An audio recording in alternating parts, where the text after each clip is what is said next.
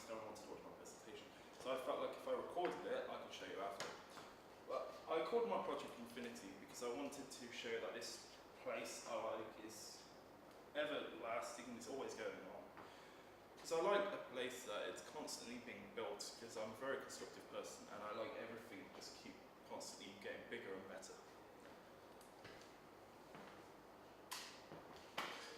Shimabara, I like this place because of the mountains, because you had the mountains in the background and the city just surrounding it. I wanted to achieve an effect like this because it's just amazing. You've got the buildings that are being built on the mountains itself, as you can see here. It shows that these people are actually trying to build on their surroundings. I wanted to show it because it shows how these people are dedicated to building. I originally wanted the clouds to do the same effect as these clouds, so they swarm around the mountain, but when I tried to achieve it, it didn't look right, so I tried not to. But I still kept the clouds in and added the sun on the left-hand side, so it had the similar effect which I originally wanted, which was the sun in the background and the clouds above the mountain, just there. And I've already said that I wanted the buildings to surround the mountains because it shows how these people are dedicated to building, which I wanted to show constructive and progression in my scene. This is my final shot. It's not my greatest piece of work, which I'll admit, but it's still a good piece that I've created. I don't know if you can actually see it. If not, I'll edit this part in. You got the pods here, which is just another way of me showing these a way of transport. And then you've got these lands in the area which they've purposely not built on for a reason. It might be so they can play. And they've got the buildings here which shows that they've constructed in the area they've wanted to progress and carry on. And the sea is there just to show that they've dedicated their area to just the land and try not to build on the sea. Techniques I went through. First I went through making a collage, and then a sketch, and then making a paper house, which I wanted them all to be around the same thing of creating it on a mountain, as you can see up here. But I had lack of control. I wanted full control on lighting, textures, make it look real and all that, but I struggled to achieve that effect of these. You probably could try to achieve it, but I know it would be a lot difficult. So I wanted to go further and go into Maya and actually have full control over everything and achieve a better look than what I would have achieved with them. That would be time consuming because I'd have to plan it and then come up with a way that would stick together and decide where everything will go. Sketching won't be as time consuming, but it will be time consuming depending on the size, the detail and how much effort goes into it. Collage was too easy and I felt like you didn't have much control of it because you could only use pictures that you've used before, as that's what known as a collage is. And I have a lack of professionalism, so I'm not a great drawer, so I can't really do that. Well, I could try and progress, but I still lose professionalism, which I'll have in mind. The house I lose professionalism because I don't know how I'd achieve it because I've never made paper houses before. I could barely make a paper airplane. And the collages, I lose the professionalism because it just cuts out pieces of paper which looks like a kid did it in primary school. One of my first professional artists I looked at did this piece. He went for a stage when he was collecting plants that he created using Maya. He gave me, in his evaluation of his piece, he gave tips on how he created it with lighting and how we managed to achieve his effect. I couldn't really achieve the same effect which I wanted to because of the, I didn't have the educational needs to be able to create this many plants because I'm not very good at creating nature. And this educated me because it allowed me to understand how plants evolve and how lighting and shadows are in the scene to reflect how nature works with light.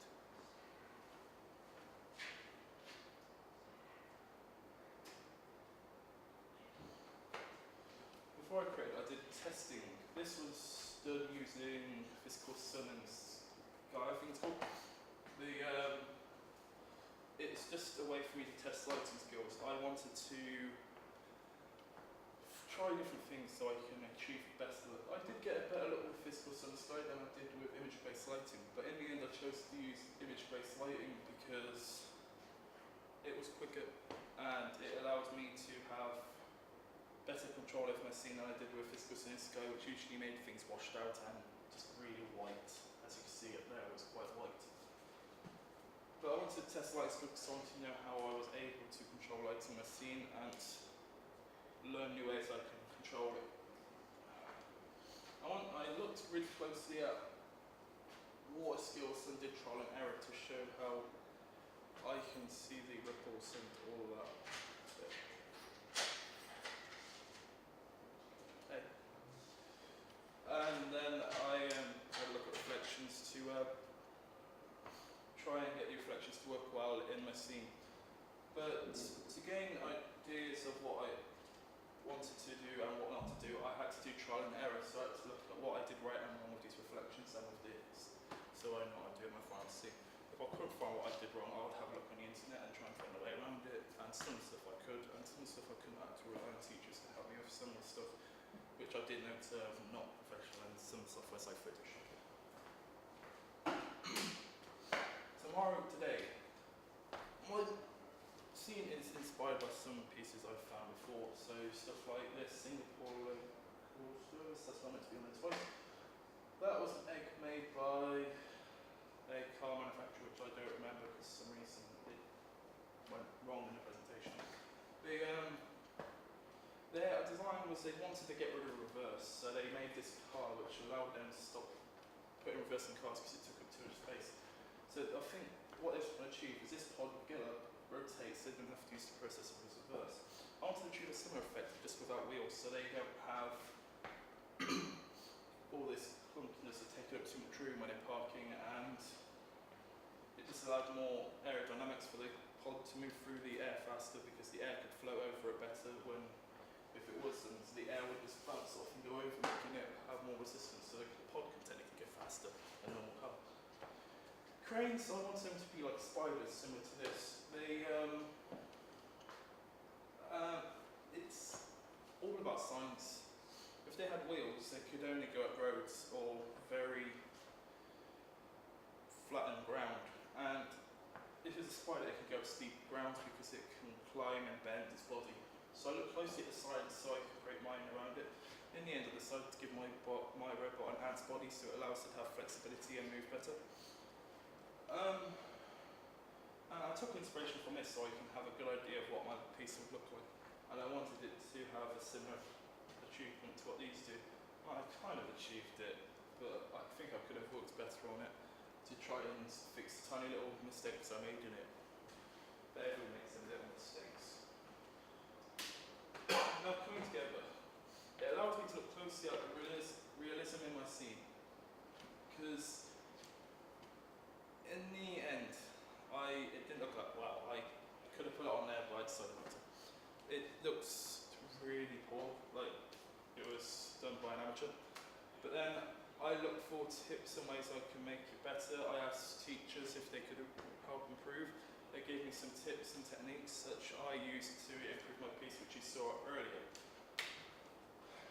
How to me, accurate use shades to get the best result, which it did in some parts, but some parts I could have done better. But because the amount of polygons which are in my scene, which is the